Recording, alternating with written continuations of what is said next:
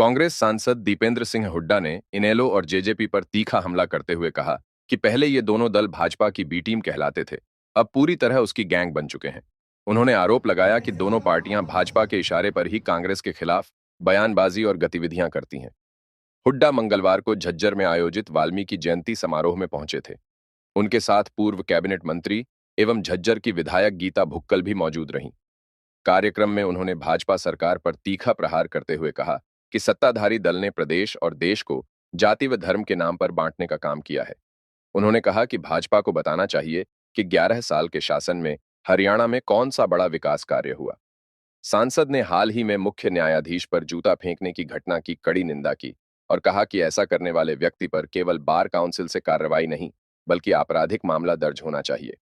हुड्डा ने प्रदेशवासियों को वाल्मीकि जयंती की बधाई देते हुए कहा कि वाल्मीकि जी द्वारा रचित ग्रंथ आज भी समाज को मर्यादा और आदर्श का संदेश देते हैं। आज हम सब मिलकर यहाँ झज्जर में भगवान महर्षि वाल्मीकि जी की जयंती के उपलक्ष्य में सभी देश प्रदेशवासियों को शुभकामनाएं देना चाहेंगे। बहुत ही धूमधाम से हम झज्जर में जयंती मनाने का कार्य कर रहे हैं। बीजेपी जब से आई है, बीजेपी ने किया क्या, आप बताओ जी। बीजेपी ने कोई एक विकास कार्य किया है बताओ? केवल समाज को बांटने का काम किया। ये राजनीति का धर्म है। कहीं जाति के नाम पे बांटा है, कहीं धर्म के नाम पे बांटा है बीजेपी, लेकिन कोई विकास कार्य नहीं, विकास की राजनीति नहीं करी। उदाहरण ये हमारी धर्मशाला है जो 2013 से ये वाल्मीकि धर्मशाला झज्जर की यूं की यूं पड़ी, तो काम ही नहीं हुआ इस पे आगे। ये केवल एक ही उदाहरण नहीं, पूरे प्रदेश में उदाहरण है।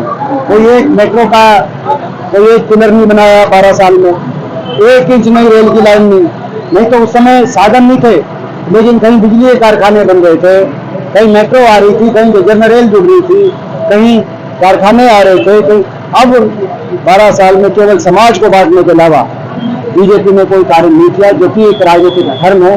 और हमारे इसीलिए राजनीतिक धर्म से हमारी वैचारिक लड़ाई है कि छत्तीस बिरादरी और धर्म में फर्क नहीं किया जा सकता। इस देश में सबकी भलाई का रास्ता इंसानियत का रास्ता है और वही रास्ता होना चाहिए।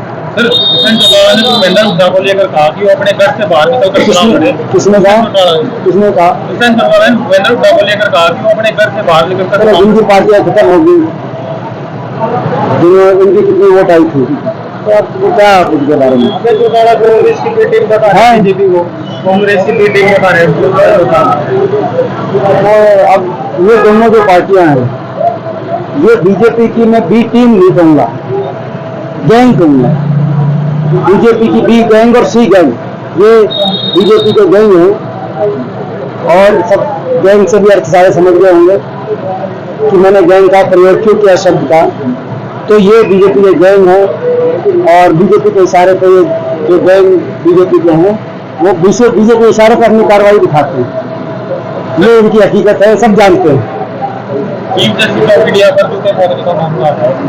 बहुत ही हम आज इस अवसर पे निंदा करते हैं जो हमारे चीफ जस्टिस ऑफ इंडिया, जो सर्वोच्च संवैधानिक पद देश के उनमें से एक, उन पे इस तरह की घृणित अगर कोई हमला करता है तो यानी कि वो समाज कितने जो वो व्यक्ति होगा कितनी ज्यादा घृणित सोच से पीड़ित होगा। और वो व्यक्ति नहीं, समाज में इस तरह की जो एक विचार है, ऐसे मैं समझता हूँ कोई स्थान नहीं है। हम इसकी पूर्णतः निंदा करते हैं।